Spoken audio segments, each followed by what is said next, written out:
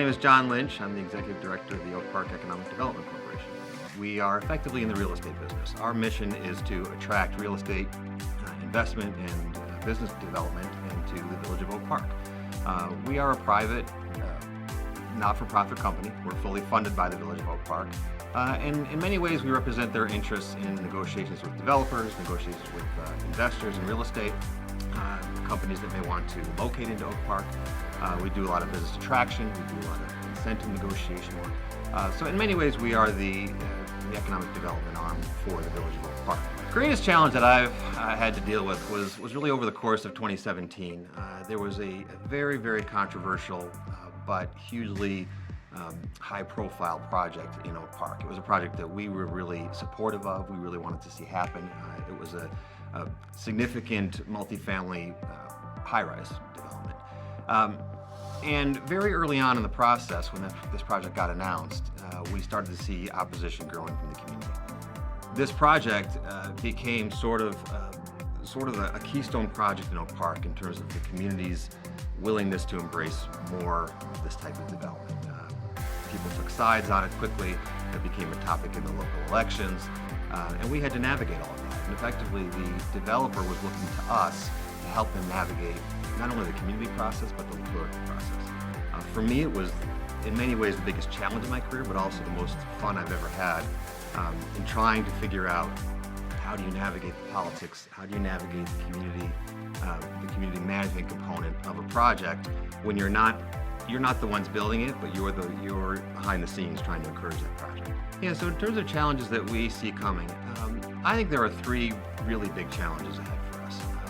We are, to many people, at least in many people's opinion, we're nearing the end of a really long development cycle. We've been in a boom cycle now for an extended period of time in this industry.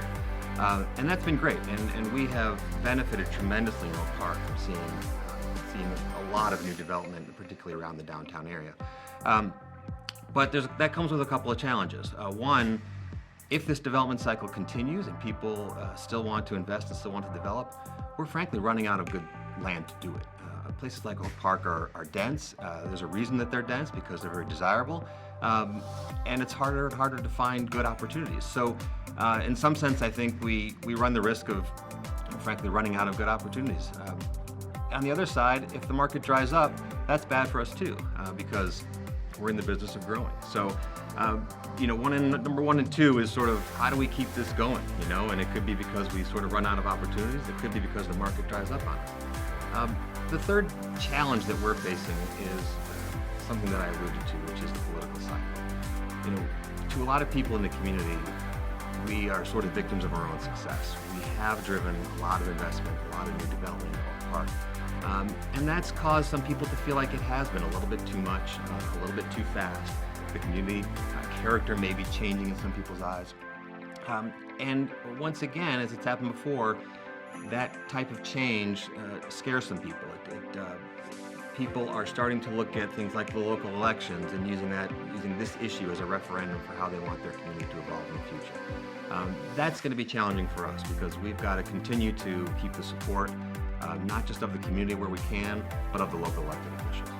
We are relentless listeners. And what I mean by that is, it is really imperative when we do what we do to make sure that you are listening to people in the community, to elected leaders, to community groups and organizations.